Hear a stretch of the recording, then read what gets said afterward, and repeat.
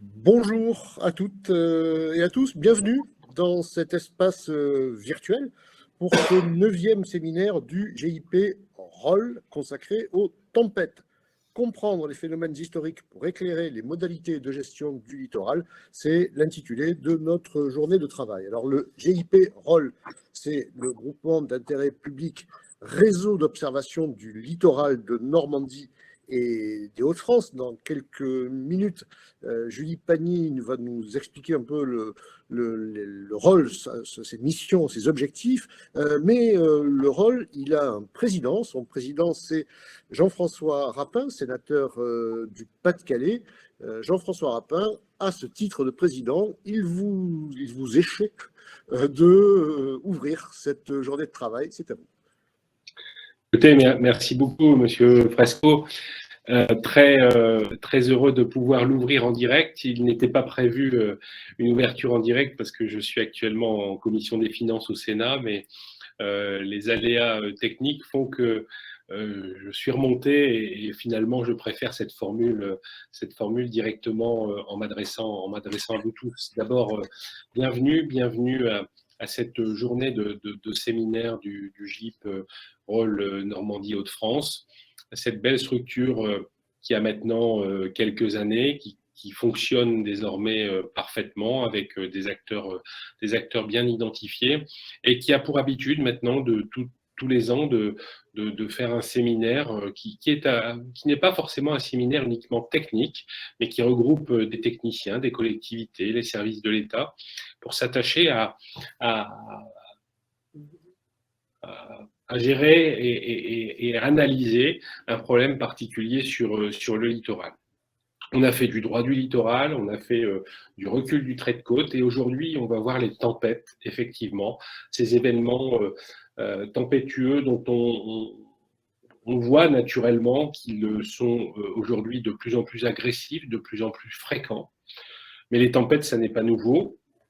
Et donc, la rétrospective avec des éléments historiques sera très intéressante. On sait très bien que ces tempêtes et ces événements climatiques prégnants sont très détructeurs sur notre littoral, mais c'est aussi la nature, donc il faut vivre avec.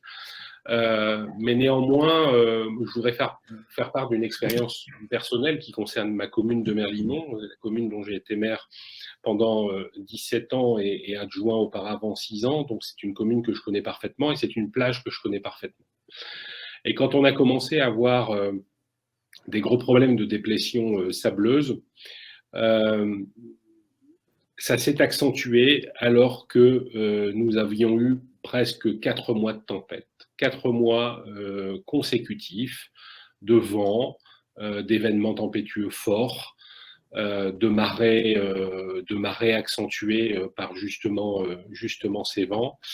Et je me souviens d'une réflexion qui m'avait été portée par des techniciens observateurs qui me disaient finalement votre plage n'est plus en repos.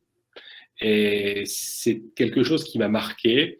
Je pense que les experts le diront, notamment le professeur Stéphane Costa, que je salue, que je vois en ligne et qui connaît très très bien ces sujets. Le fait d'une plage en repos, c'est quelque chose qui m'avait marqué parce que ça voulait dire que la reconstruction d'une plage se fait aussi par des temps de repos. Et quand on a des temps de tempête et d'événements climatiques durs pour notre littoral, ça provoque finalement un emballement des phénomènes d'érosion. Donc, je pense qu'il sera important d'avoir vos retours à tous. Et puis, comme à l'habitude, nous ferons un compte-rendu exhaustif de tout ce qui va se dire. En tout cas, je ne serai pas beaucoup plus long. Je vous souhaite une très très bonne journée de travail. Je sais qu'il y a beaucoup de monde aujourd'hui dans ce colloque et ça veut dire que c'est à la fois un sujet qui intéresse, mais aussi que le rôle a aujourd'hui une action particulière qui plaît aux collectivités. Et nous l'avons dit à de nombreuses reprises, le rôle est aussi un outil au service de l'État, au service des collectivités et qui aujourd'hui a vraiment pris son envol et j'en suis très heureux d'être le président. Alors un président temporaire, puisque nous avons convenu de présidence tournante, mais je suis heureux d'avoir pu prendre cette première présidence et de voir que l'outil fonctionne très bien. bonne journée de colloque à tous. Je ne manquerai pas de voir si vous parlez des temps de repos des plages, parce que c'est vraiment un sujet qui m'intéresse. Merci, Monsieur Rapin. Alors, comme vous l'avez dit, aujourd'hui, il n'y a pas de temps de repos pour nous. C'est une journée de travail. Donc du GIP Roll. Julie Pagny, le GIP Roll, sa vie, son œuvre, en quelques minutes. Oui, bonjour tout le monde. Donc un petit mot pour vous présenter ce réseau d'observation du littoral qui est absolument unique en France, puisque son emprise est interrégionale. On salue donc Monsieur Rapin qui Oui, je repars en commission, je vous remercie beaucoup. Et travaillez bien. Bonne journée, merci. Pardon, Julie. Oui, donc le réseau œuvre maintenant depuis 2010 pour identifier, diffuser et valoriser la connaissance sur les thématiques de la dynamique côtière, des risques naturels en milieu littoral et de la biodiversité que l'on appréhende comme marqueur des changements côtiers.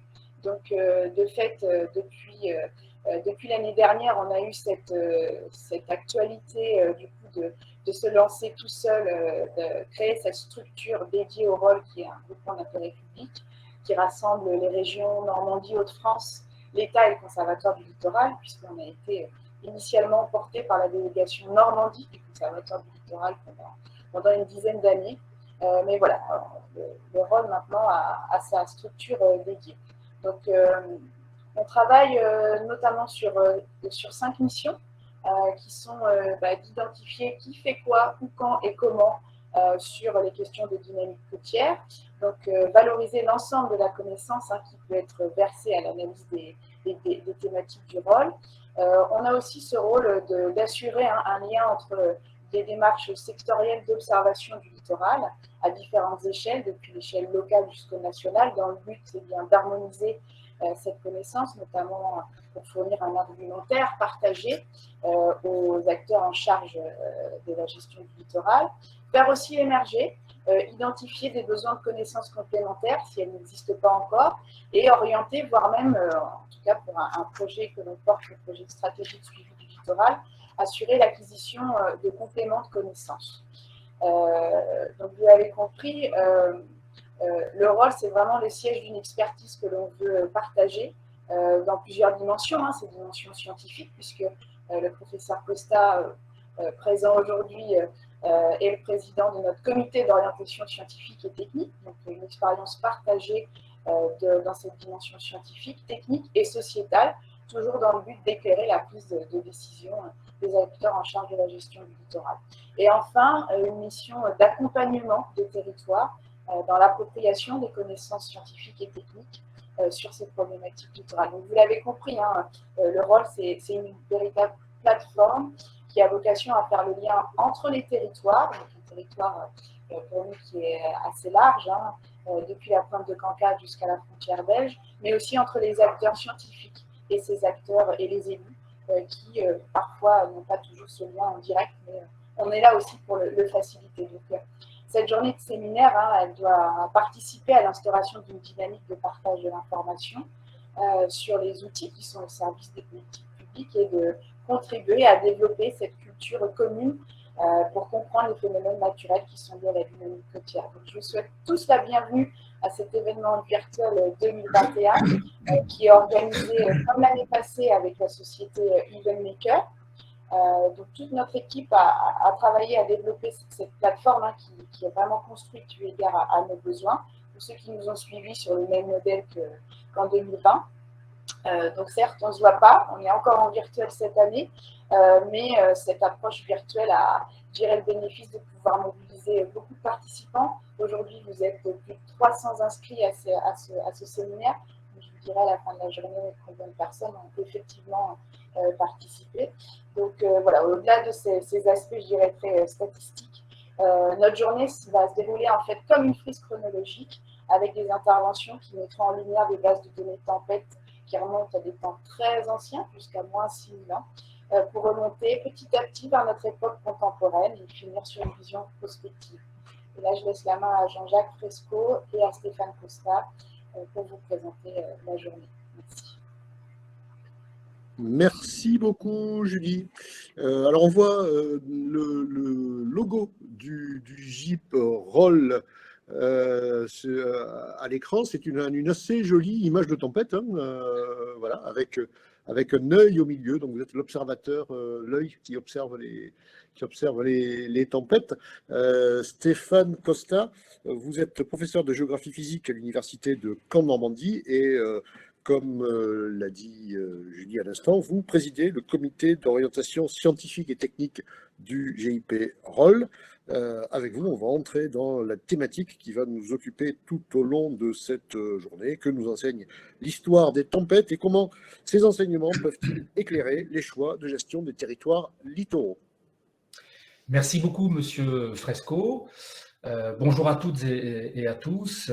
Merci pour cette présence nombreuse, 300 inscrits, c'est pas rien pour cette 9e édition du séminaire scientifique du ROL, qui est donc consacré, on l'a dit moult fois, aux tempêtes. Alors je profite tout de suite de l'occasion pour remercier le ROL, Julie Pagny, Maëlys Lepin et Arnaud Tully qui ont organisé ce dernier. Et c'est pas une mince affaire de le faire en webinaire. Effectivement, il y a plein de petits soucis techniques. Je tiens également aussi tout de suite à remercier très chaleureusement nos orateurs et nos oratrices qui sont connus et reconnus sur la thématique et que je vais présenter dans quelques instants. Alors, ce séminaire fait suite à un colloque organisé il y a un an par le BRGM, l'EDF, le CHOM, l'IRSN, Sûreté nucléaire, qui visait la mutualisation des informations sur les tempêtes et les surmations historiques, ce que évoquera dans la journée Nathalie Gillois. Pour ce séminaire du ROL, il s'agit d'aller au-delà du phénomène physique et de son recensement. Il s'agit d'analyser comment l'histoire peut éclairer les modalités de gestion des risques littoraux. Cette réflexion est d'autant plus importante que nous sommes aujourd'hui dans un contexte de changement climatique et d'élévation du niveau de la mer induite. Et à ce titre, le GIEC est peu rassurant puisqu'il propose plus 1 mètre d'élévation du niveau des mers, au moins à l'horizon 2100, si les émissions de gaz à effet de serre continuent à augmenter à ce rythme. Ce qui manifestement sera le cas encore à un bon moment, manifestement, au regard des conclusions plutôt décevantes de la COP21 de Glasgow. Reprenons, si vous voulez bien, quelques mots-clés du titre du séminaire, nous permettant de présenter les communicants et les communicantes de la journée. Tout d'abord, qu'est-ce qu'une tempête ? Alors, l'observation de ce phénomène a toujours oscillé entre fascination et terreur, générant parfois des phobies, ouvrant actuellement d'ailleurs à l'émergence de nouvelles pathologies à leurs soins. C'est ce qu'on appelle l'aérophobie ou encore la peur des tornades, l'hyloxophobie. Ce sont des maladies nouvelles, en tout cas, qu'on cherche aujourd'hui à traiter. Cette oscillation entre terreur et beauté a depuis très longtemps été mis en images et en récits, qui sont aujourd'hui analysés par les historiens du climat, entre autres. Mais cette peur qui a fait que les populations côtières anciennes ont souvent tourné le dos au littoral est toujours ancrée dans les mémoires et régulièrement ravivée malheureusement par des événements meurtriers récents. Alors, 15 octobre 87, 15 morts en France, février 90, 23 morts, décembre 99, 92 morts, janvier 2009, 31 décès, février 2010, 47 décès, sans compter des innombrables dégâts. Alors, c'est un bilan terrible, et pourtant, la pression foncière sur les littoraux, au plus proche de la mer, ne cesse d'augmenter. Second élément de définition, qu'est-ce que la tempête ? Et Météo France, bien évidemment, l'a définit. Alors, je vais vous proposer, il y existe plusieurs définitions, mais je vais utiliser la plus usuelle, qui, je cite, indique qu'une tempête est une dépression atmosphérique de basse pression qui génère des rafales de vent supérieures à 89 km/h. Mais cela ne vaut que pour la partie continentale. Effectivement, pour la partie marine et littorale, c'est le vent moyen qui est regardé et celui-ci doit être supérieur à 90 km/h, soit force 10 Beaufort. Mais cette définition appelle au moins 3 remarques. La première, c'est qu'il n'est pas nécessaire d'atteindre ces vitesses moyennes de 90 km/h pour qu'il y ait érosion et ou submersion. En effet, il y a des sites pour lesquels l'érosion et la submersion ont été observées pour des vitesses bien plus modestes. Cela s'explique Cela s'explique par exemple par des stocks de sédiments en présence trop faibles et qui ne jouent plus leur rôle de tampon protecteur. Ça s'explique également par des actions anthropiques parfois qui fragilisent les sites, ou encore la succession d'événements venteux de faible intensité mais qui préparent le terrain pour les suivantes tempêtes. C'est ce qu'on appelle les effets cumulatifs. La deuxième remarque, il n'est pas nécessaire d'avoir de très basses pressions pour avoir des vents forts. Effectivement, un resserrement barométrique ou encore le passage du front froid dans des perturbations, ou moins des perturbations, du passage des perturbations, peuvent générer là également des rafales relativement fortes. Troisième remarque, la dépression, ce n'est pas seulement des vents qui soulèvent des vagues et qui augmentent momentanément le niveau moyen de la mer, ce sont aussi des précipitations. Des précipitations parfois intenses qui peuvent générer des inondations continentales dont l'écoulement peut être momentanément bloqué par des hauts niveaux marins, ce qui va accentuer les inondations continentales. C'est ce qu'on appelle les effets de concomitance. On peut aussi avoir des forts abats d'eau qui vont favoriser les mouvements de terrain, les glissements, les effondrements de falaises par exemple. Alors, vous l'avez compris, c'était dit moult fois, le fil rouge de cette journée est l'histoire. Pourquoi cette nécessité de regarder le passé? Il y a au moins 4 raisons. En tout cas, j'en ai identifié au moins 4. La première, comme le disait Churchill, un peuple qui oublie son passé se condamne à le revivre. La seconde est de pouvoir finalement resituer les événements dans leur contexte historique. Cela permet d'identifier l'originalité ou pas de l'événement météorologique considéré. Cette connaissance historique peut battre en brèche les propos systématiquement entendus dans les micro-trottoirs télévisés après chaque événement, à savoir « on n'a jamais vu ça ». Troisième point, cette approche historique, quelle que soit son échelle d'analyse, est également fondamentale pour déceler d'éventuelles évolutions de la fréquence et ou de l'intensité de ces phénomènes, ou encore de déterminer la période de retour des événements. Alors, au-delà de cette approche, quatrième point, au-delà de cette connaissance historique, cette approche a des implications sociétales au travers notamment de la prévisibilité des événements et ou des dégâts. Cette prévision devient, et ce légitimement, une impérieuse nécessité pour les outils réglementaires de gestion des risques ou encore pour le régime assurantiel dans le cadre, par exemple, de l'indemnisation des phénomènes dits de force majeure. Mais la force majeure, ce n'est pas les événements que l'on vit annuellement l'hiver. Ces événements qu'on vit annuellement l'hiver ne sont que très rarement indemnisés. Mais qu'est-ce que le fait majeur dans ce cas-là? Ça pose bien évidemment toute une série de questions. On aurait peut-être dû d'ailleurs inviter des assureurs pour nous expliquer comment ils vont faire avec l'accentuation de la fréquence et de l'intensité des phénomènes liés au réchauffement climatique. À quel moment sera pris en compte ces événements qui aujourd'hui sont très rares vont devenir parfois peut-être banals. Ce regard historique proposé par les communications de ce jour se fera à plusieurs échelles temporelles, comme l'a évoqué Julie. Alors tout d'abord, Bernadette Tessier, directrice de recherche au CNRS en sédimentologie à l'Université de Caen, au laboratoire M2C, nous propose un regard sur 6000 ans de tempête au Mont-Saint-Michel, au travers de l'analyse, entre autres, d'archives sédimentaires. À une échelle plus courte de quelques siècles, tout de même, Emmanuel Garnier, également directeur de recherche au CNRS en histoire du climat à l'Université de Franche-Comté et membre de l'Institut universitaire de France, nous propose, au travers des archives, de reconstruire les tempêtes du XVIe au XIXe siècle en Europe afin de transmettre leur mémoire. Il y aura ensuite, pas forcément dans le bon ordre, mais il y aura ensuite Nathalie Gillois, animatrice de la base de données de l'IRSN et du CHUM, qui va nous présenter le travail entrepris par le groupe de travail Tempête et Submersion historique, qui vise à mutualiser les informations existantes dans une base commune. Il en est de même pour Julie Pagny et Arnaud Tully, qui nous présenteront la fédération d'acteurs qu'ils ont organisée pour établir l'atlas des tempêtes et de ses conséquences, érosion, submersion, en Normandie et dans les Hauts-de-France. Ensuite, Rémi Caspar, ancien prévisionniste de Météo France à la station du Havre, première station météorologique marine en France, évoquera les tempêtes en Manche qui l'ont marqué durant ces 40 ans de prévision.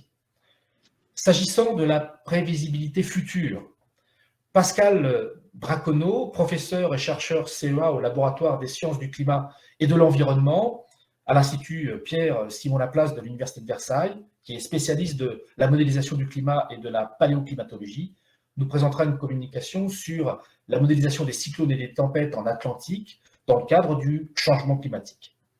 Enfin, s'agissant de la connaissance au service des sociétés et des politiques publiques, plusieurs interventions nous seront également proposées. Tout d'abord, Tim Soas, professeur en histoire de l'environnement à l'université d'Anvers, évoquera les tempêtes historiques flamandes et les réponses des territoires. Alors là, ça fait appel à une nouvelle approche qui se développe ces derniers temps, qui est appelée la géohistoire. Ainsi, au-delà des faits historiques générateurs de risques dits naturels, il s'agit de reconstituer les modalités d'appropriation et de gestion des risques par les sociétés. Et c'est cette approche qui met en lumière les choix des sociétés, les trajectoires des territoires en matière d'évitement des aléas, ou parfois les erreurs qui ont augmenté la vulnérabilité des populations. Ensuite, Olivier Caillot, chef du service défense contre la mer du pôle métropolitain de la Côte d'Opale, et Sophie Lecacheux, ingénieure sur les risques côtiers au BRGM, vont nous présenter un projet de système de prévision des tempêtes et de leurs impacts à l'échelle locale.